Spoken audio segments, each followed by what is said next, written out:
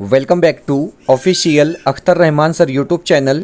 एका नवीन व्हिडिओमध्ये आपले पुन्हा एकदा स्वागत आहे मित्रांनो। महाराष्ट्र शिक्षक पात्रता परीक्षा महाटेट 21 जून 2026 विषय बालमानसशास्त्र व अध्यापनशास्त्र पेपर 1 आणि पेपर 2 साठी आपण पुन्हा काही इम्पॉर्टंट आणि सिलेक्टेड प्रश्न आजच्या या व्हिडिओच्या माध्यमातून पाहणार आहोत मित्रांनो। व्हिडिओ क्रमांक 12 आपण आज पाहणार आहोत। यापूर्वी ऑलरेडी 11 व्हिडिओ आपल्या चॅनलच्या प्लेलिस्टमध्ये अपलोड केलेले आहे मित्रांनो, ते सुद्धा तुम्ही पाहू शकतात। कारण जशा प्रश्नांचा सिलेक्शन प्रत्येक व्हिडिओमध्ये या ठिकाणी केला जात आहे मित्रांनो। परीक्षेसाठी महत्त्वपूर्ण प्रश्न आहे आणि रविवार 21 जून 2026 पेपर 1 आणि पेपर 2 मध्ये तुम्हाला हे प्रश्न डायरेक्ट प्रश्नपत्रिकेत पाहायला मिळणार आहे मित्रांनो। तर चला व्हिडिओ सुरू करूया। व्हिडिओ सुरू करण्या अगोदर आपण जर आमच्या चॅनलवर नवीन असाल तर चॅनलला सबस्क्राइब करा। साईडचे जे बेल नोटिफिकेशन आहे त्याला देखील ऑन करा, जेणेकरून आपल्याला अशाच प्रकारचे व्हिडिओ वेळेवर पाहायला मिळेल। डिस्क्रिप्शनमध्ये आमच्या टेलिग्राम आणि व्हॉट्सअप चॅनलची लिंकसुद्धा दिलेली आहे, तिथे जाऊन आपण आमच्या टेलिग्राम आणि व्हॉट्सअप चॅनललासुद्धा जॉईन करू शकतात। आणि जर तुम्हाला आमच्या चॅनलची मेंबरशिप हवी असेल तर फक्त जॉईन बटनला जॉईन करून आपण आमच्या चॅनलची मेंबरशिप घेऊ शकतात। व्हिडिओला प्लीज लाईक करा आणि चॅनलवर नवीन असाल तर चॅनलला सबस्क्राईब करा। पाहूया प्रश्न क्रमांक 1। आता हे बघा, पहिला जे प्रश्न आहे, प्रश्न अशा प्रकारे दिलेला आहे की समूह घटक सिद्धांताची मांडणी खालीलपैकी कोणी केली? अशा प्रकारे हा प्रश्न आहे। आपल्याला 4 ऑप्शन्स या ठिकाणी दिलेले आहे। स्पियरमॅन, बी ने ट्रंक्सलर किंवा थॉमसन, अशा प्रकारे आपल्याला 4 ऑप्शन्स दिलेले आहे। आणि सोपा प्रश्न आहे सर की समूह घटक सिद्धांताची मांडणी खालीलपैकी कोणी केली आहे? तर थॉमसन आपला या ठिकाणी बरोबर उत्तर राहणार आहे।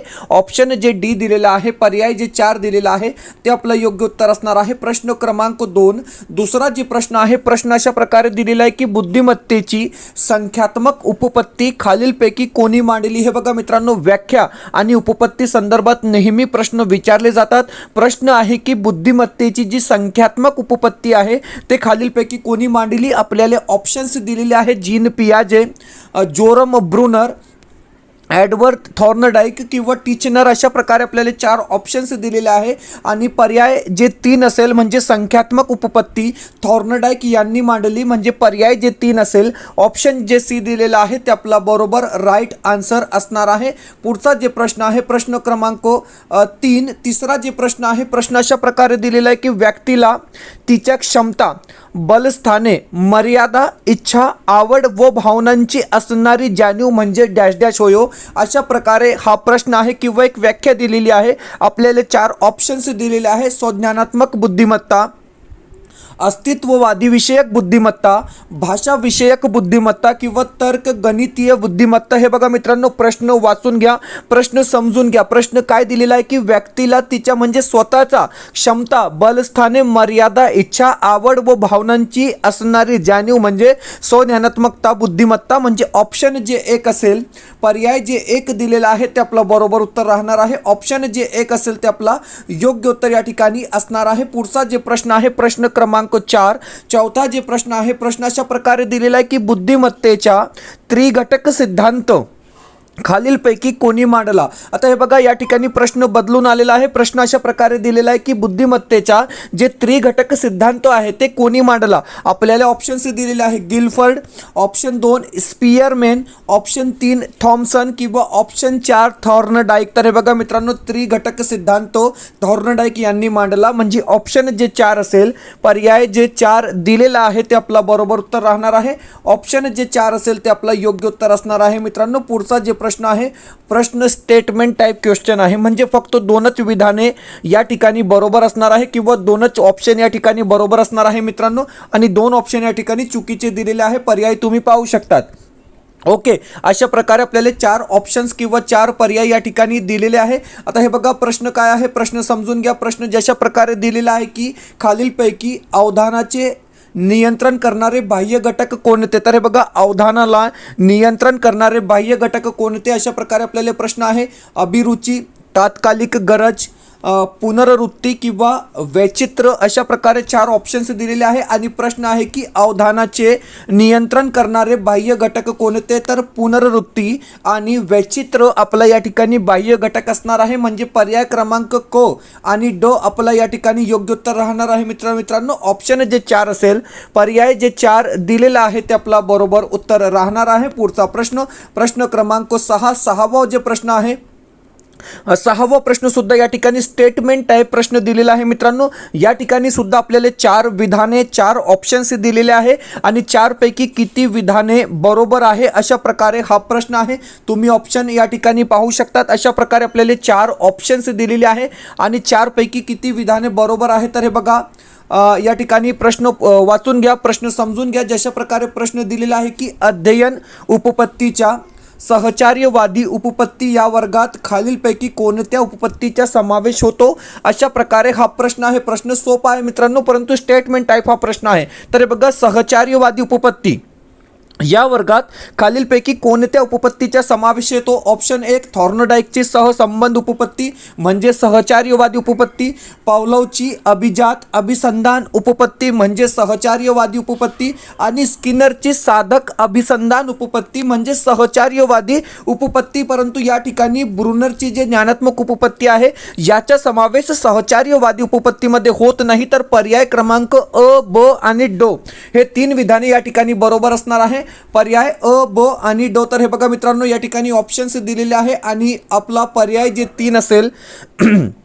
ऑप्शन जे 3 असणार आहे मित्रांनो ते आपला बरोबर उत्तर असणार आहे. प्रत्येक प्रश्न जे आहे ते परीक्षेच्या दृष्टीने आणि तुमच्यासाठी मोस्ट इम्पॉर्टंट प्रश्न आपण या सुपरफास्टपणे या ठिकाणी पाहत आहोत. मित्रांनो प्रश्न दिलेला आहे की उजव्या हाताला दिलेल्या सरावामुळे प्राप्त झालेले कौशल्य डाव्या हाताला किती प्रमाणात प्राप्त होते हे पाहण्यासाठी आरसा व चांदणी या उपकरणांचा उपयोग करून कोणी प्रयोग केला, अशा प्रकारे हा कंटेंट बेस्ड क्वेश्चन या ठिकाणी दिलेला आहे. आपल्याला 4 ऑप्शन्स दिलेले आहे. CH जड, option 2 Gopal Swami, option 3 Thorndike किंवा बगले, अशा प्रकारे 4 ऑप्शन्स दिलेले आहे आणि पर्याय जे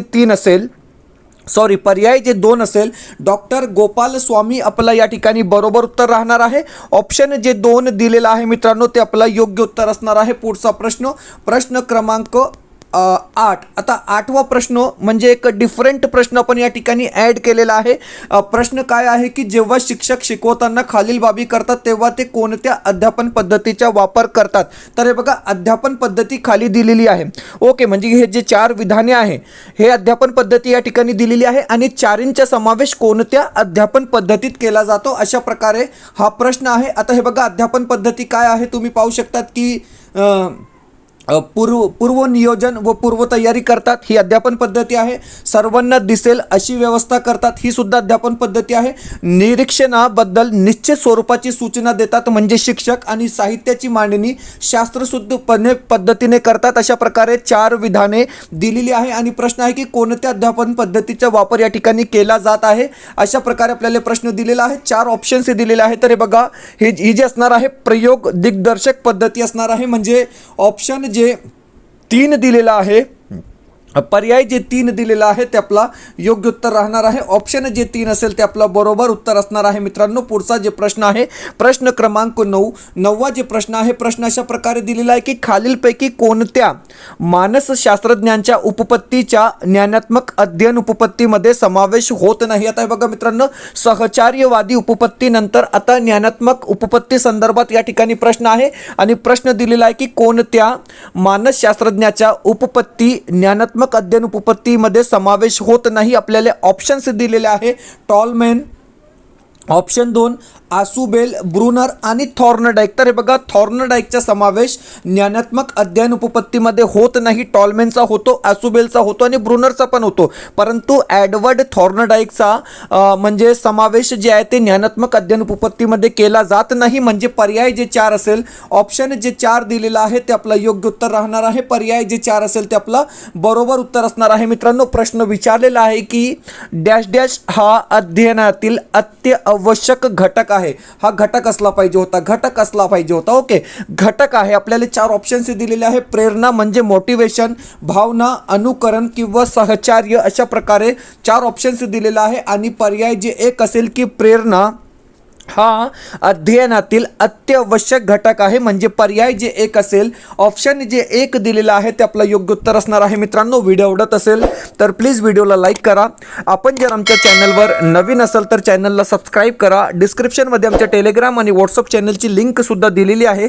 तिथे जाऊन आपण आमच्या टेलिग्राम आणि व्हॉट्सअप चॅनलला सुद्धा जॉईन करू शकतात. आणि जर तुम्हाला आमच्या चॅनलची मेंबरशिप हवी असेल तर फक्त जॉईन बटनला जॉईन करून आपण ही मेंबरशिप घेऊ शकतात. मित्रांनो, महाराष्ट्र शिक्षक पात्रता परीक्षा महाटेट जून 2026 साठी तुम्हाला जवळपास 250 व्हिडिओ या ठिकाणी फ्रीमध्ये पाहायला मिळणार आहे. ज्यामध्ये हिंदी, मराठी, बालमानसशास्त्र, परिसर अभ्यास आणि समाजशास्त्र विषयाचा समावेश आपण केलेला आहे. मित्रांनो, तर जॉईन बटनला जॉईन करून आपण आमच्या चॅनलची मेंबरशिप घेऊन घ्या. म्हणजे तुम्हाला टोटली सिलेबस, अभ्यासक्रम या ठिकाणी फ्रीमध्ये पूर्ण केला जाईल. अशा प्रकारे आपण एक म्हणजे व्हिडिओ या ठिकाणी तयार करणार आहोत. मित्रांनो, जॉईन बटनला जॉईन करून आपण आमच्या चॅनलची मेंबरशिप घेऊ शकतात. व्हिडिओला प्लीज लाईक करा आणि चॅनलवर नवीन असाल तर चॅनलला सबस्क्राईब करा. प्रश्न विचारलेला आहे, प्रश्न क्रमांक 11 दिलेला आहे की जेव्हा कोणतीही गोष्ट आपण क्रमबद्ध स्वरूपात अभ्यासतो आणि आठवायला शिकतो त्या स्मरणास कोणते स्मरण म्हणतात? अशा प्रकारे महत्त्वपूर्ण प्रश्न आहे. मित्रांनो, परीक्षेच्या दृष्टीने खूप इम्पॉर्टंट हा प्रश्न आहे. 4 ऑप्शन्स दिलेले आहे. सक्रिय स्मरण, मनोवैज्ञानिक स्मरण, बौद्धिक स्मरण किंवा यांत्रिक स्मरण. तर हे बघा, जेव्हा आपण कोणतीही गोष्ट आपण क्रमबद्ध स्वरूपात अभ्यासतो आणि आठवायला शिकतो त्याला आपण मनोवैज्ञानिक स्मरण असे म्हणतो. म्हणजे पर्याय जे 2 दिलेला आहे, ऑप्शन जे 2 असेल मित्रांनो, आपला बरोबर उत्तर राहणार आहे. पर्याय जे 2 असेल ते आपला योग्य उत्तर या ठिकाणी असणार आहे. प्रश्न क्रमांक 12 जे प्रश्न आहे, प्रश्न अशा प्रकारे दिलेला आहे की अल्फ्रेड बिनेच्या मते समस्या सोडवताना बुद्धी आपल्याला खालीलपैकी कोणत्या दृष्टीने मदत करत नाही? म्हणजे निगेटिव्ह वेमध्ये हा प्रश्न आहे. म्हणजे 3 विधाने या ठिकाणी बरोबर दिलेली आहे. फक्त एकच विधान या ठिकाणी अयोग्य किंवा चुकीचा राहणार आहे. आपण ऑप्शन या ठिकाणी पाहणार आहोत. प्रश्न ऑप्शन्स दिलेले आहे की समस्या सोडविताना क्रियाशील राहून समायोजन साधने, पहिला जे पर्याय आहे बरोबर आहे. ऑप्शन 2 आहे की स्वतःच्या कृतीची चिकित्सा करणे व जरुरी तेव्हा जाणीवपूर्वक चुकांची दुरुस्ती करणे. म्हणजे ऑप्शन 2 सुद्धा बरोबर आहे.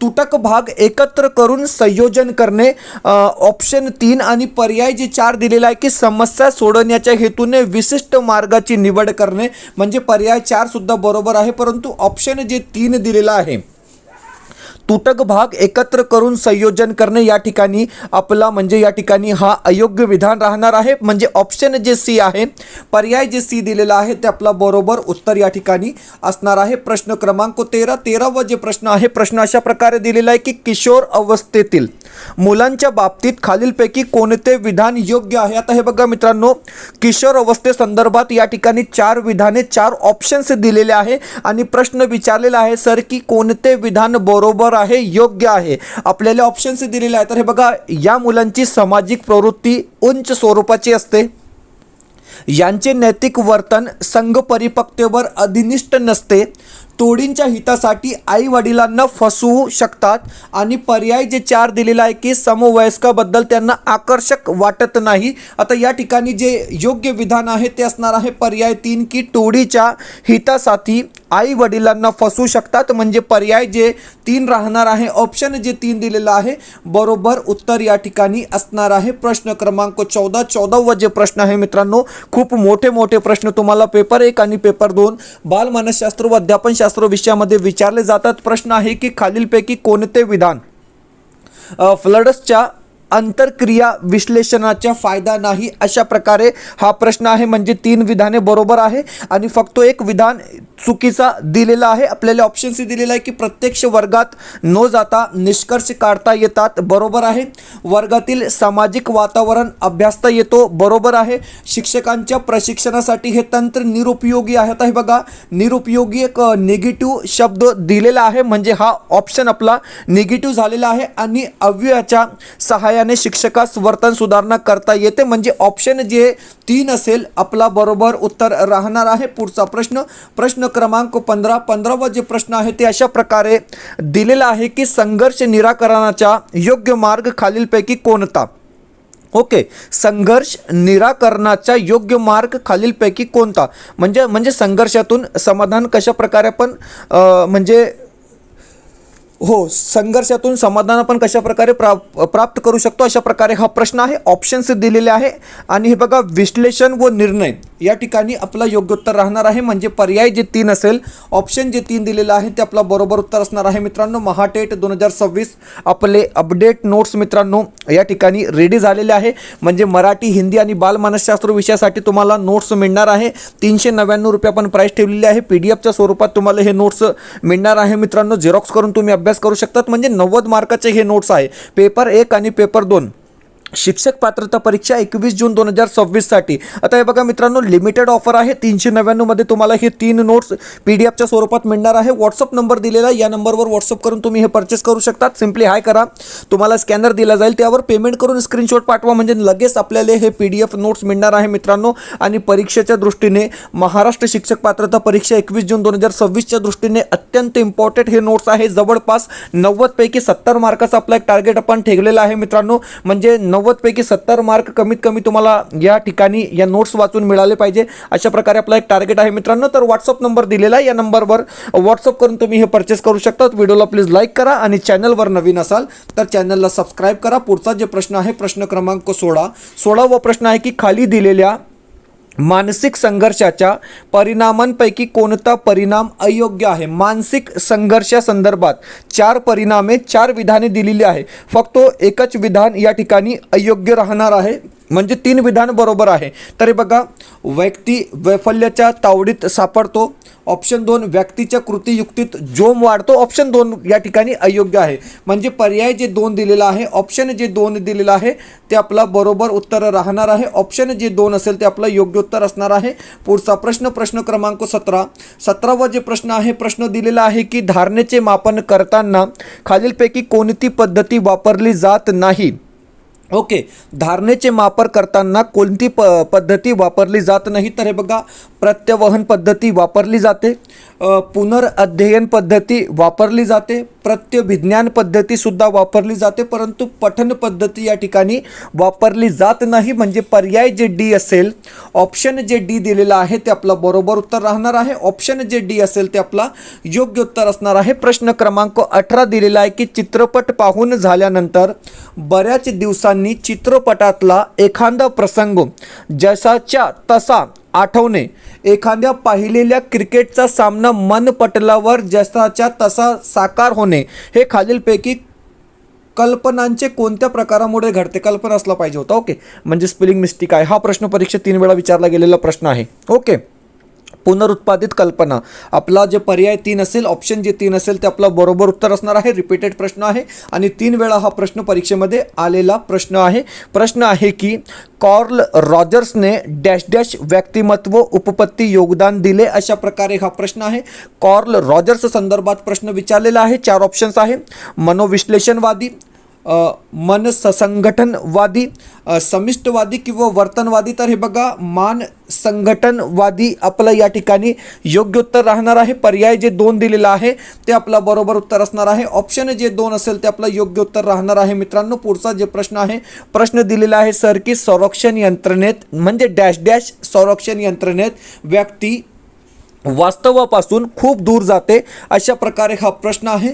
4 ऑप्शन्स दिलेले आहे. प्रक्षेपण, उद्दातीकरण, तादम्य किंवा दिवस स्वप्न. तर बघा, दिवस स्वप्न या संरक्षण यंत्रणेत व्यक्ती वास्तवापासून खूप दूर जाते. म्हणजे पर्याय जे 4 असेल, ऑप्शन जे 4 दिलेला आहे ते आपलं बरोबर उत्तर राहणार आहे. मित्रांनो, अशा प्रकारे आपण महाराष्ट्र शिक्षक पात्रता परीक्षा म्हणजे महाटेट 2026 साठी काही इम्पॉर्टंट आणि सिलेक्टेड प्रश्न बालमानसशास्त्र व अध्यापनशास्त्र म्हणजे चाइल्ड डेव्हलपमेंट अँड पॅडागॉजी विषयाचे पाहिले आहोत मित्रांनो. आणि तुम्ही पाहू शकतात की महाटेट 2026 क्वेश्चन सेट आपले अवेलेबल झालेले आहे मित्रांनो. पेपर 1 साठी हिंदी, मराठी, बालमानसशास्त्र व परिसर अभ्यासची 40 प्रश्नपत्रिका आपल्याकडे रेडी आहे मित्रांनो. म्हणजे 399 मध्ये तुम्हाला ही 40 प्रश्नपत्रिका मिळणार आहे विथ आन्सर की.